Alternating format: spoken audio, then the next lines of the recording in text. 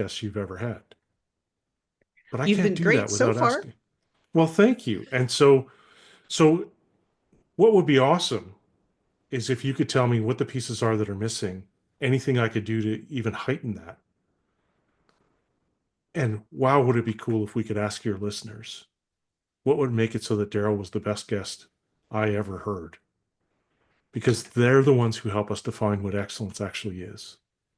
I don't get to do that on my own. And so what I try to do when I give talks like this is not only talk about the model and the impacts, but I'll give specific tips. So if your listeners would like to show someone, try to pull the benevolence lever to show someone they have their best interest at heart, here's the conversation they can have. They can start off by saying, I heard this guy Daryl, he was talking about trust. And he said benevolence really matters. And that's just a big fancy word that means having someone's back, having their best interest at heart. And I think I do that, but it doesn't always seem to land that way. Have you ever experienced that? And the other person, 99% of the time, will say, yes, I have.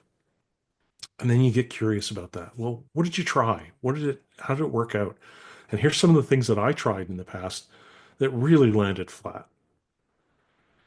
And then you narrow the funnel and you say, has someone ever really had your back? What did they do? How did it feel? Now I'm getting hints, right? And I'm priming you for the rest of the conversation. You're starting to think about someone who really looked out for you. And Laurelyn, you talked about some people taking advantage and betraying your trust, but I bet if I asked, there'd be some stories you have about people who really looked out for you. Absolutely. I've got my Northern Ontario posse. We all take care of each other. Yeah, there you They're go. fabulous. My chosen family. Wonderful.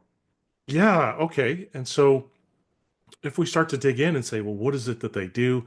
Well, they're probably curious about you. They probably, you know, think about you when you're not there. They they talk about things that matter to you or reference things that they've come across that matter to you.